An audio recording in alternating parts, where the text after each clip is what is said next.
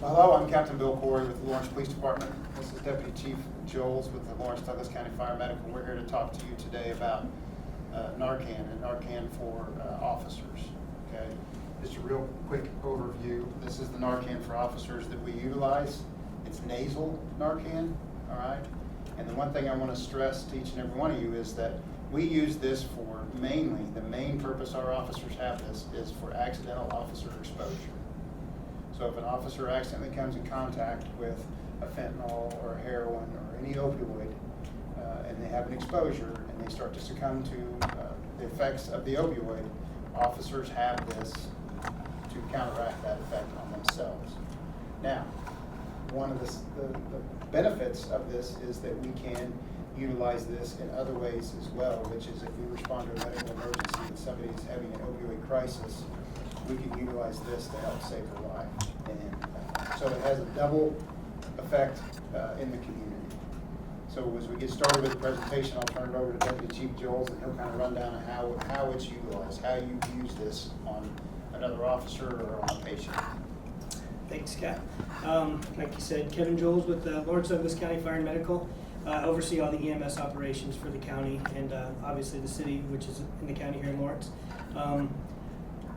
We were able to successfully deploy this in a couple of agencies in Johnson County, Kansas, and then also earlier in the year we've done more of the recruits like yourself, as well as all the officers for Lawrence Police and then some of Douglas County.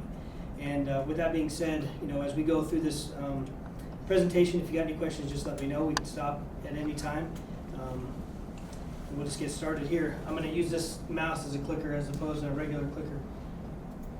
See if it works. So the objectives, we're not going to follow this perfectly down the line, but we're going to go over the objectives.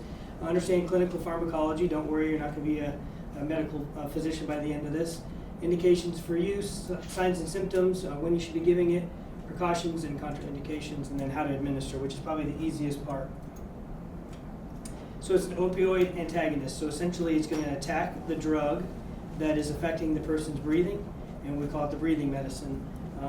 It may cause complete or partial reversal of the signs or symptoms. So just because you have this one atomized dose doesn't mean you're going to fix it. It depends on what you as the officer were exposed to or what the individual was exposed to and how much they took. As we know, these non-pharmaceutical made narcotics are not regimented by anybody other than the person putting whatever they're putting in it. So you might get one pill that doesn't have any of the narcotic in it and one pill that has nothing but narcotic in it without any extra mixture. And so just because you took one and then you took another one doesn't mean yours is going to have the same effects, especially because of your tolerance and then your body types.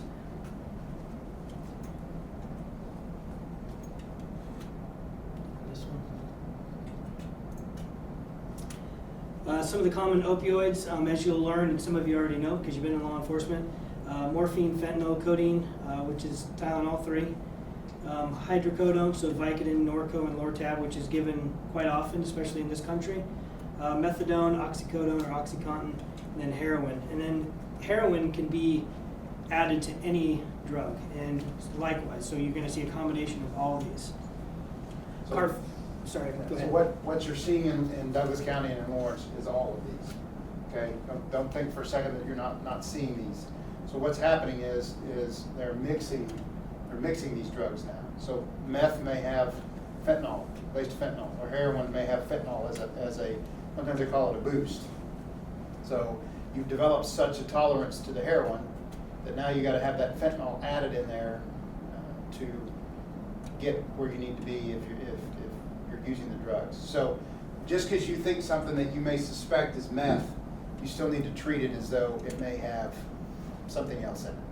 So we're always going to use our PPE, our gloves, okay, when we're searching cars and doing those things to help prevent accidental exposures. Go back up to the top on the fentanyl, the Duragesic patches. So the patches that are supposed to go up on the upper arm or on the back. People are taking those and they're just putting right in their mouth and they're just chewing them like gum. Carfentanil, just 1 grain of carfentanil they say can overtake an elephant. I've never seen that, but that's what they say. So just the smallest amount of these drugs being inhaled by an officer could be fatal.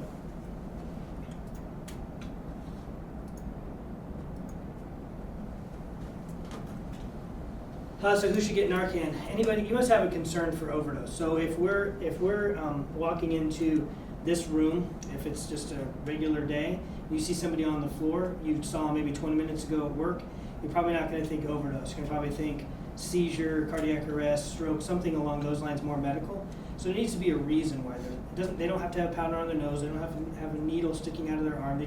We have to have a reason. Now, if you've been to this same situation before and you've known that person is a known user of narcotics, then you might want to think that way. But at least have that mindset of having a reason why you're giving it. Unresponsive patient with slow, shallow, ineffective breathing, or no respiratory effort with a pulse. And that's the key here. You want to give this drug only if they have a pulse. It's the breathing medicine, right? So if they're not breathing, but they still have a pulse, we can give it. If they're not breathing and they don't have a pulse, we're going to start CPR. And it's okay for adults and children. The dose is it's not necessarily about the concentration of the dose, it's just about giving them the dose. So if you're not sure, because children can get into this stuff too, inadvertently, and they don't really know what it is, they could just get it, think it's candy. Or however they are exposed to it, they could breathe it in just like you. If they're puffing up something, if there's a powder in a bag and they are just playing with it because they think it's sand or something like that, they can be affected by the same way. So you just want to administer it the same way, and we'll talk about the administration. But don't worry about this dosing, because these atomized sprays, you won't be able to meter that dose, not with your finger, because it's just a small little glass cylinder in there that you won't be able to meter. So no respiratory effort and no pulse. We're going to immediately start compressions. In each of your law enforcement vehicles, you'll have an AED. And so that's what you'll want to apply as the AED. You want it to analyze and do its thing, but never stop chest compressions until they have either gained a pulse or medics arrive on scene. Like it says here, Narcan does not rescue a patient who is already pulseless. You must proceed to AED and compressions.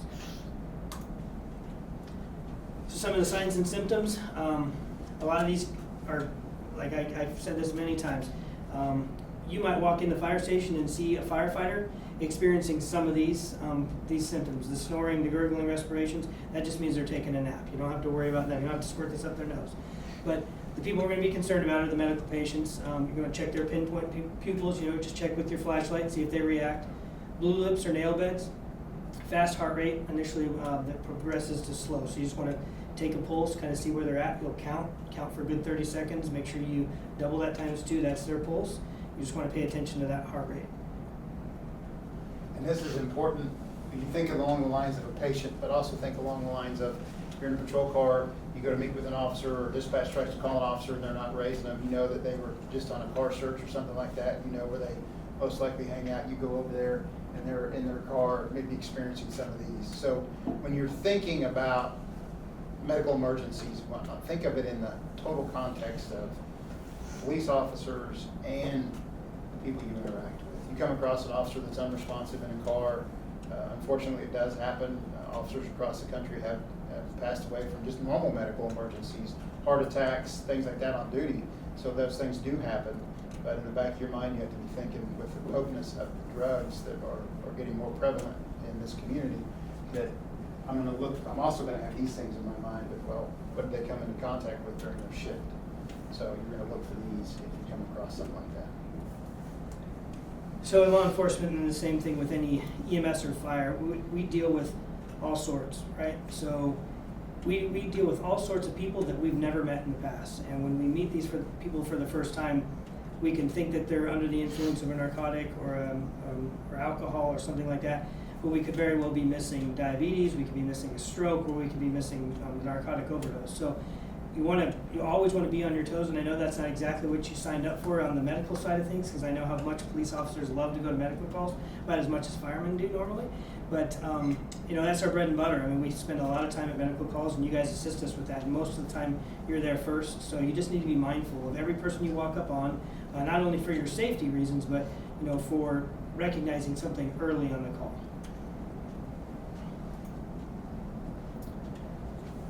Like I said earlier, just because somebody's laying out on the ground, and they're having a narcotic overdose, doesn't mean that they took their narcotics in the bathroom, then came into this room and then had an effect. Then it took effect. They don't have to have needles and such sticking out of their arms and powders on their nose, but you do want to pay attention for that stuff. Lighters help heat those narcotics up so that they can be drawn up into syringes. Tourniquets, sometimes they're left on people's arms, so you want to pay attention for that. Balloons and baggies filled with the narcotics so they can swallow them easily, or put them in other places in their body just to carry them about without being detected. Pills whole or crushed. You can buy a pill crusher at Walgreens for $2.99, so that stuff is all readily available. That's not normally what you're going to find in a mid-aged person when you walk in their house, a bunch of pills on their counter, and it looks like a somewhat physically fit person. You'll see those most in the elderly homes so that they can swallow those pills easily, a lot easier.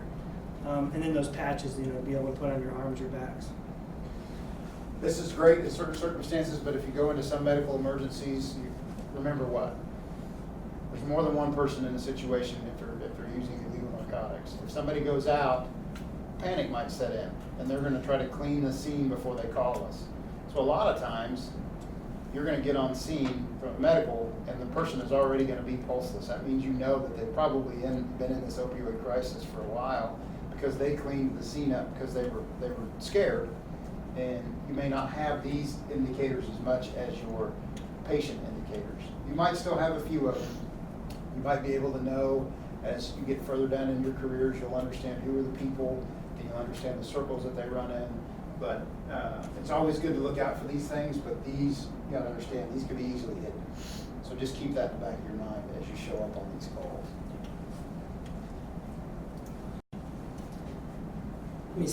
I'll skip to this at the end here. We can cut and paste this here. It's a video that shows an officer being exposed. We'll get to it here in a minute. So wearing your gloves, it's not normally, so they're starting to make gloves that are supposed to be opioid resistant. I don't necessarily know that the old gloves were allowing things in that way, but they're starting to at least address it. Your leather gloves, if you're going to wear those because you're afraid of a needle stick, or you just feel more comfortable in those leather gloves that you guys have, I would say use those, but always maybe put a pair of rubber gloves underneath it. Carry those with you. Face protection, eyeglasses. You're probably not going to carry the surgical masks with the shields, but we have those, and if you feel like you want one, get one. It doesn't bother us a bit. We'd appreciate that if you ask for that. You're going to open their airway, so just a simple head tilt chin lift. We want to make sure that we're not manipulating their neck too much. Determine the respiratory effort just by, you can put your hand on their chest and see if it's going up and down. You can feel how adequate it is. You don't have to really worry about it. You know how much you breathe in a minute, so you just want to pay attention to that. If it's more or less, then you can just remember that.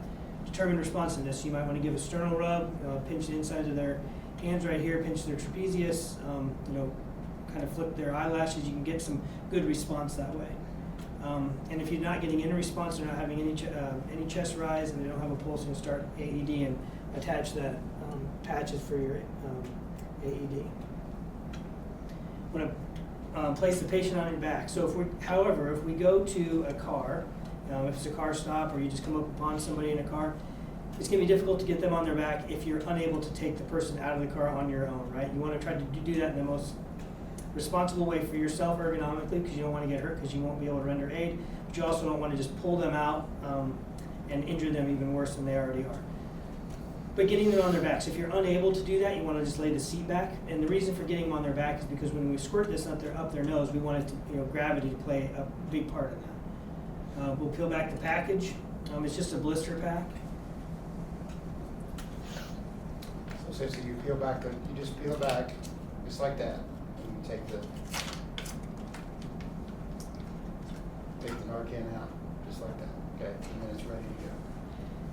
So there's no cap to it, there's just a little hole right here, right? So up in here, I'll try to take it apart afterwards, you can kind of pass it around.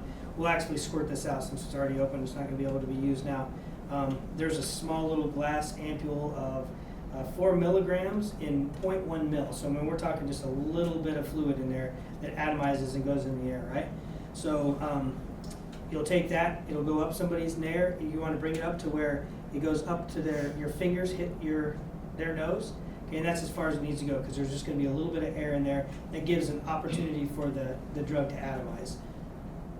You want to push it all the way up. You're not going to be able to meter it, so you're not going to be able to just do half because the person's small or it's a kid, or you just think, well, I'll give them half now and see how it works. You want to just push the whole thing up there. There's no way to really meter it. Once you've given the drug, this is considered a sharp. You're not going to poke yourself with anything in it, even if you take this cap off, because the needle's all the way up in there. So you're not going to poke yourself, but just consider it a sharp, and then once the medic unit arrives, you can just place it in the sharp. If you do give a dose to yourself, to another officer, or a patient, and nothing's happened, they're not really coming around, and you feel like, well, I can give them again. If you're giving it to an officer, so if you and I are partners, you want to find it on them first and use theirs, because there's a good possibility that if he's been exposed, you're probably there with him, or you're arriving there right after, that whatever he has on him or wherever he went, you might be exposed as well. And so you want to be able to have this on you, and when you're not really thinking straight, as this drug starts to take over your mind a little bit, if you can't remember where you put it, you're going to have a better chance of remembering where you put it, as opposed to trying to look for it on your partner where you don't know where he keeps it, right? So you can always give another dose 2 to 3 minutes after. We've seen, it doesn't necessarily happen a lot here in the Midwest, but some of the agencies and hospitals and entities around the country, especially on the East Coast, have been giving up to 8 milligrams of Narcan. They haven't been giving it. There's occasional times where they've given up to 8 milligrams of this. So that we give it differently than this. This is 4 milligrams. We have 1 milligram doses. And so when we're doing that, we're giving it 8 times. So it's quite considerable. And when you're doing it through the nasal cavity, it just it goes in the system a little bit differently, so it takes time to get in there because it's going through those mucosal membranes. And then as soon as we arrive, you want to make sure that you mention it. It's especially if you've seen the patient improve and you think, hey man, I really did a good job, and you don't want to tell us and pat yourself on the back. You want to wait for that award later. Just make sure that you mention it to the medics that you've given it, so we know that if we need to give more or less. Continuing on. Like I said, it just atomizes like that. We're going to do it right here. We'll do it out here like this. Okay, so that's all it is, right? So the good thing about this drug is if I did it to myself and I just gave that to myself right now, it's not going to affect me because I haven't done any drugs. And that's the good thing. So if you are hesitant in giving it because you're just not really sure, but you really have enough suspicion to believe that it's the right thing to do, then I suggest that you give it, because this drug's not going to hurt somebody if you give it to them inadvertently, and you shouldn't have. It's just, if you have the right reasons to do it, give it to them. If it improves them, then you know you did the right thing. If it doesn't, then it could be another medical emergency, or it means that they just need more of it. We just need to do some investigation and get their vital signs and figure out a little bit more. If you take this out, you can see this small little cylinder. That's all that was in there, right? So that plunger was at the top. As it got pushed in, it came through the hole, went out of here and atomized. No big deal. The needle is down here. You can see that. Okay, so you guys can mess around with that as it passes around.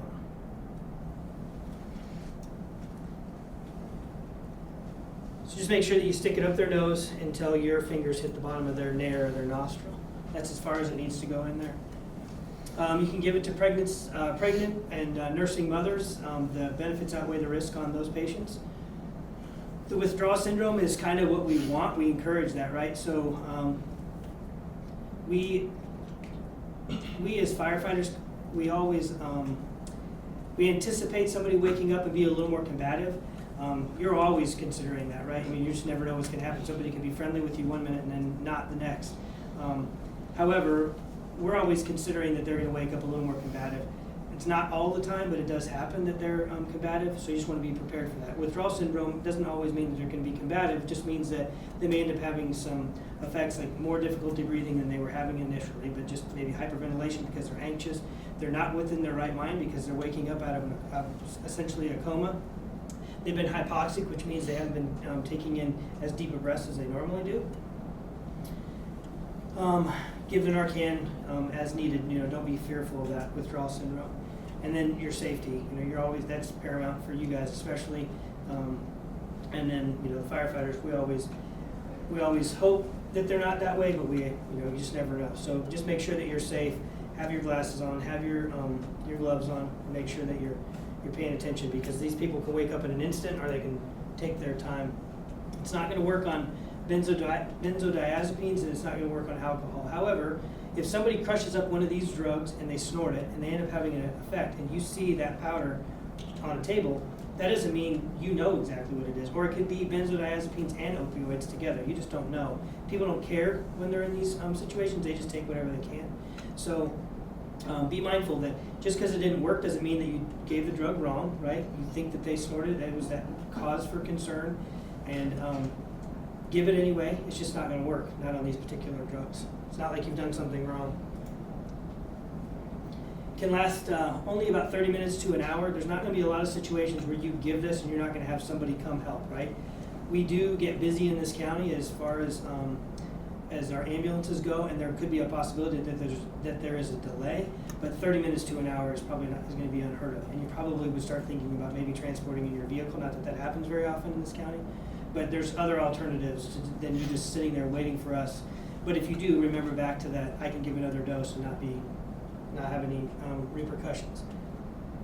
The opioids depends on the amount that they've taken and the dosing, and how strong it is, how long it's going to be in their system for. It just depends on, like I said, he could take one thing, you could take another. You think it came from the same bag, but it might stay with him a lot longer. We actually did have that exact same scenario. The guy said, I took the same stuff he did, and we took it last night. It's still affecting him the next morning. We had to go get him from a restaurant, and they sat right across from each other, and he started experiencing some other effects, and they took the exact same dose.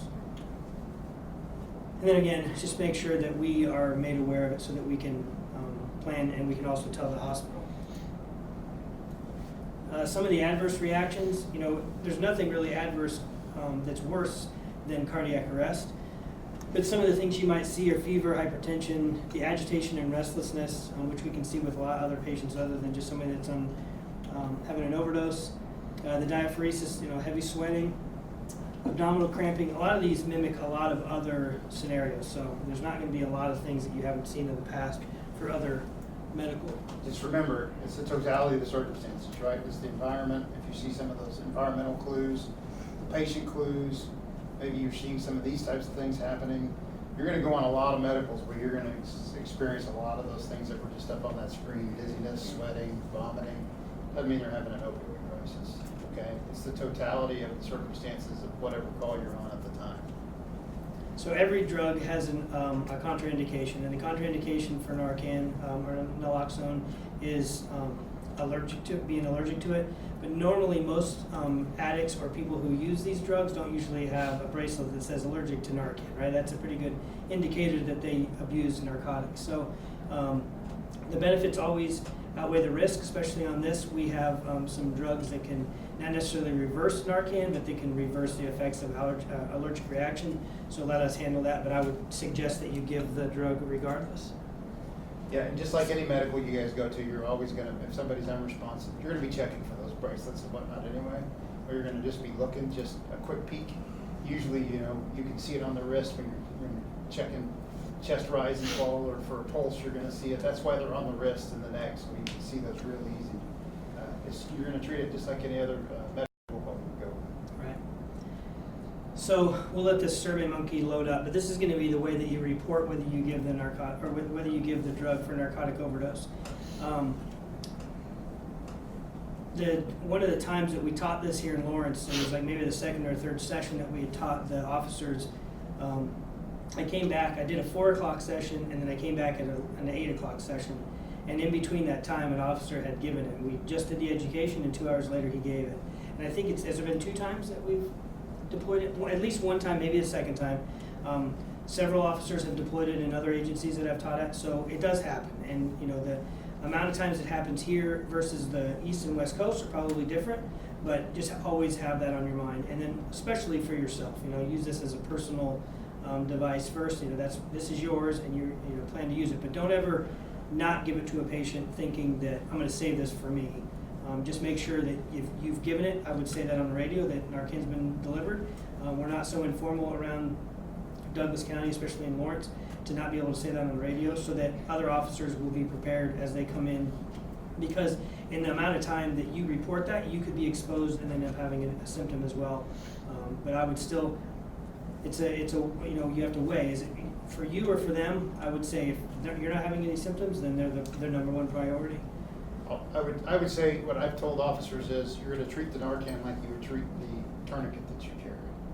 You know, a lot of mass trauma, mass casualty events that have happened across the country, tourniquets are huge now in law enforcement. Okay, you carry a tourniquet for who? For yourself, primarily. But odds are you're probably going to use that on a patient, hopefully, before you use it on yourself. And you would never keep that from them. If you have it and somebody's having a traumatic bleed, you're going to use that tourniquet. If you have it and you have what you believe are the symptoms of an opioid overdose, you're going to use it. And you're going to be very mindful of your surroundings once you realize that. Not touch any powders, try not to move around. If you can get out in the open air, whatever it is, to get away. Like he said, announce it on the radio so supervisors and other people can be en route to assist you if something happens. Or if you come upon an officer, you definitely want to get that out on the radio as quickly as you can and get more people en route to you as quick as possible. But you train the Narcan just like we train with the tourniquets. The tourniquet, if I come up on her and she's been shot or stabbed and needs a tourniquet, I'm going to find her tourniquet on her and use her tourniquet on her. Especially if we're in a situation where there might still be violent interaction going on, I'm going to need my tourniquet for me, possibly. So the way that you'll report this, obviously you're going to you're going to author this in your report. You're going to make sure that it's included in your police report. If you've gone on this medical call, as your protocols require you to do that. But the one thing that the medical director is wanting is this information here. We can go through it step by step. It is very simple stuff. So that we're going to want to do the month and date. We do the time. As soon as we say okay, we'll move on to the next thing. Location of the incident. If there's something other, there's a spot there for there to be something more. But you know, this is a pretty good broad. This is generic. You don't have to put the address in here. So we're just looking at types of buildings. Yeah.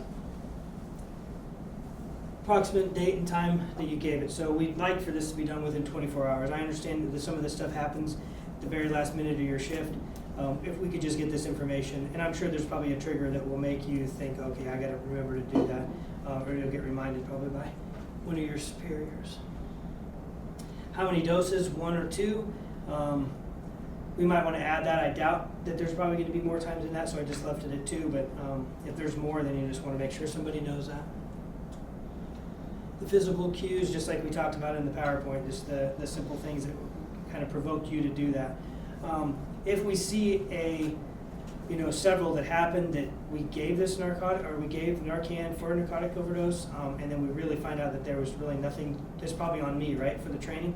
So we'll just have to re-educate and do a little bit better job. But you'll have your reasons, and I'm sure they'll be appropriate. What happened? Did they wake up? Were they combative? You're not sure because they never did wake up and they got in the back of the ambulance. It was so quick. There's whatever, and then you can just put your other.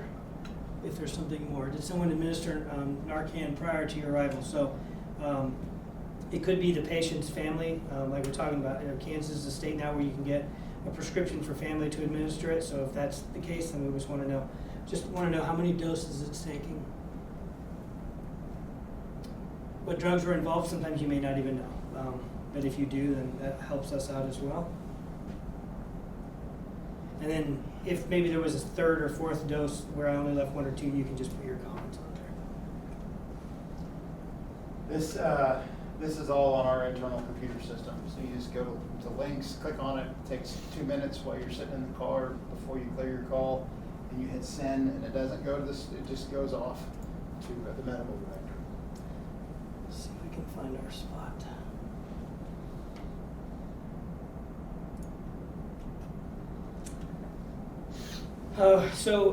Storing this becomes an issue because you don't take your car home and you don't park them inside all the time. So you just want to make sure that you're keeping it on your person, but remember to take it out of your pockets. I'm terrible about that. My wife's going through finding thumb drives and pens and not much money, that's for sure. But she's finding all sorts of stuff in my pockets. You just don't want to wash this because that's not a waterproof package. If you do wash it, don't think, oh, it'll dry out, it'll be fine. Just take it in and get another one. It's how we got this was a grant. That doesn't mean that somebody didn't pay for it, but it's not worth diluting the solution or having it not work because you accidentally washed it. So just have it on maybe on your belt or someplace that you're gonna always have it. I would say, a good place to have it is under your AED. However, if you need it, and you don't have your AED with you, it's difficult to do that. So I don't know if you guys have a protocol for where you're keeping it, but it does have a different holster that you guys are. So what we're doing with it is, so we're keeping it in this, and you can trim it around to make it smaller. And then when you guys get all your gear, the Lawrence police people get their gear. We have a glove pouch that folds down to 2. And the way I carry mine is in the top glove pouch, I carry this, and in the bottom glove pouch, I carry gloves. So it's always going to be where I'm going to need my gloves anyway, and it comes out real easy. I make this motion because I always carry my gloves right behind where my gun is on my strong side, so I can get to them quickly. But I know some of the guys in these pants, they carry them in their pocket, so it's going to be a quick pat search of their pockets or on their belt looking for it that way. This Kansas weather does a number on the heat and the cold, so just make sure that you're not leaving it in your car for long periods of time. Keep it in the box until it's time to use it. Keeping it probably, if it's going to be on you, then you're good unless you're hiding out in the trunk. But if you're going to not keep it on you, then you want to keep it inside the temperature controlled compartment. One of the questions we received was, well, what if I'm out directing traffic in extreme heat or extreme cold, I'm out there for a couple of hours? It's not going to have an effect on it in that short period of time. So this date here, there's a date that's on the bottom here. It says November 19th. That's when it expires. Every drug, normally every drug has an expiration date. So November 19, we're looking at 1 year from now, right? So we started this about 6 or 7 months ago. So every time we were saying, when we were teaching this, we were always saying 18 months from now, this is going to expire. So November 19th, now we're looking at 1 year from now, those are going to expire. So I'd imagine that Captain Corey and one of the department heads over at the sheriff are probably going to start getting about October of 2019 saying my Narcan's about ready to expire. They're probably going to get 150 emails saying that. And I think that's funny, but essentially that's a good reminder for them to say we need to order more Narcan within this month so that we can get it replaced. But they all have a Narcan. When you get your Narcan, I'd suggest going into your phone, putting it on your calendar to say October 19, it's going to expire 1 month from now. It'll be a good reminder. But as most I keep saying narcotics, it's on my brain, for the right reasons. When we get these drugs, they usually don't get out to the marketplace or onto shelves in a pharmacy for about 6 months, just for shipping and how they manufacture them. So then there's usually a year and a half left on the life, depending on the drug. So we got a couple quick scenarios. This is where you guys will interact and say something out loud enough for everybody to hear. 50-year-old male on the golf course collapses while playing golf after clutching his chest. You arrive on scene and find an unconscious man, blue with occasional gasping, respirations that are ineffective. Bystander state not intoxicated, acting normal immediately prior to collapse. What do we do? CPR? Or both, right? CPR.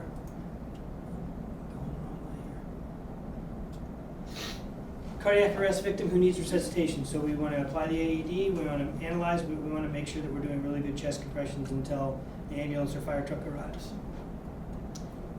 It says, remember, if you suspect that opioid OD is likely this is a situation where you don't see anything around. It's probably not the best place to do unless you're just having a really bad golf day. But pay attention to that because it's probably not the most appropriate time. Female found in a car with drug paraphernalia and unresponsive with shallow breathing and blue lips. Has obvious heartbeat with pulse in the neck. Okay, so she's in a car. What's one other thing we want to think about that? You want to either get her out of the car or recline the seat. Right, get her out of the car, recline the seat. We can give her Narcan. When we talk about officers in the seats and whatnot, with all the gear on and with everything they've got, it's going to be very hard, especially somebody who's unresponsive. We all know how much we weigh, and we all hopefully have tried to move somebody, not hopefully, try to move somebody who's unconscious. Dead weight is what they call that. It's a lot harder. So don't spend too much time thinking about, I got to get them on flat ground, I get them on flat ground. Break that seat back, because those seats will go way back enough for you to work, especially if it's a larger officer thinking that the doorway opening, trying to get them out, or even a person in a car, even a small person in a car, you're very limited in that doorway opening. Trying to get that person out of there is going to be difficult. give it a try. If you can get it done, great. But one of the things he said is you don't want to hurt yourself to where you're now rendered ineffective, or they, you just can't get them out. But you can get that seat back real quick. It's not ideal. It doesn't go completely flat, but it should go enough. If you especially do the head tilt chin lift from that seated position. Third scenario, arrive on scene of a residence with 30-year-old male found by his girlfriend in the living room unresponsive. Last seen 2 hours ago, history of drug abuse. Patient has no breathing, no pulse. What do we do? CPR and AED. So remember, Narcan does not work unless they have a pulse, okay? That's the big thing I'm preaching to all the officers. That's one of the things I'm pushing is it fixes breathing, not pulselessness. So the main takeaway, it fixes breathing, not pulselessness, okay? Still may be an opioid crisis either way. But Maybe scroll back up here and we'll get that.